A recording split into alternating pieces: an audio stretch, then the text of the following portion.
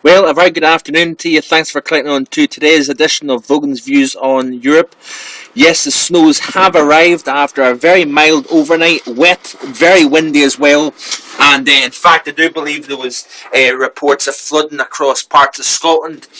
No surprise, really, when you've got that cold front sweeping south, which is basically the separation between Arctic air, modest Arctic air, isn't terribly frigid cold, but it is of an Arctic variety. And when you separate the mild oceanic Atlantic air with that Arctic air, you've got a collision zone, so to speak. And of course, those strong westerly winds blew out along the southern boundary of the front. Once that boundary pushed through, then we've seen that cold air start to infiltrate its way across the country, and as a result we're seeing those snow showers pushing through. It is of a showery nature. It isn't a widespread snowfall event, but what we're seeing is those stiff west to northwesterly winds, and folks, the winds will continue to increase more northwest as opposed to westerly over the course of this afternoon and into this evening.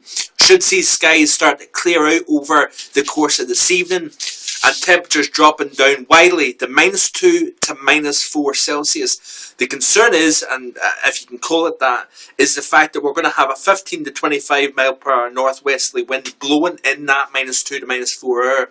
What that'll do is it's going to create a wind chill of between -10 and -15 Celsius tonight. Certainly by far the coldest night of the winter so far in terms of the wind chill. But over the course of the next 24 to 36 hours, folks, this short-lived Arctic blast isn't going to last long at all.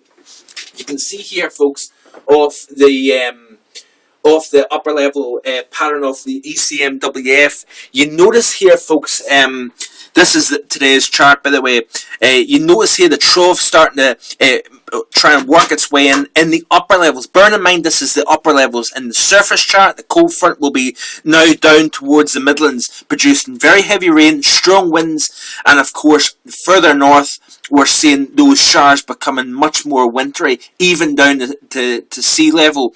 As I was driving up the A77, right up the coast road this morning, nothing at all, and all of a sudden, I was driving on snow-covered roads. 5 minutes later, there was nothing there. It was obviously just the way that intense shower pushed in off the North Channel. That's the type of nature that we've got of this weather pattern during the course of today and into tomorrow. I believe Sunday will be the coldest day of this cold snap.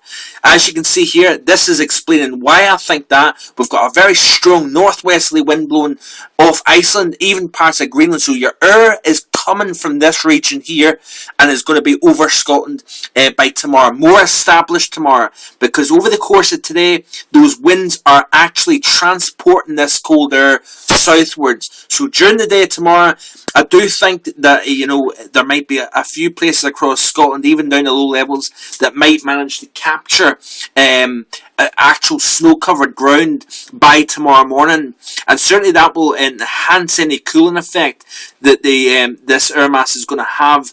I do think there's going to be temperatures that struggle to get above freezing tomorrow, and certainly tonight it's going to be a cold night. But as you look ahead, folks, the cold spell here is not going to last long.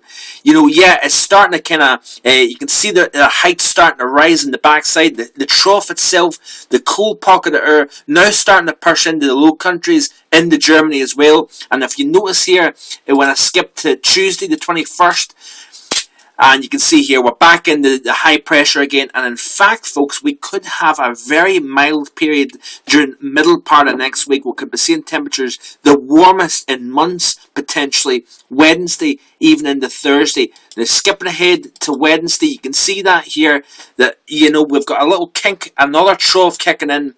But folks, I do think over the course of the mid part of next week, we could be looking at temperatures of 15 to 16 Celsius, well above normal, but certainly not record breaking.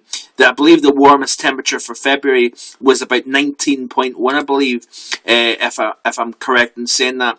By Friday, you notice here that we have got, look at that there, the ridge of high pressure right over the UK, very mild conditions, southerly winds blowing up the western side of the UK, That, folks, is a very warm looking UK for certainly this time of year for the end of February.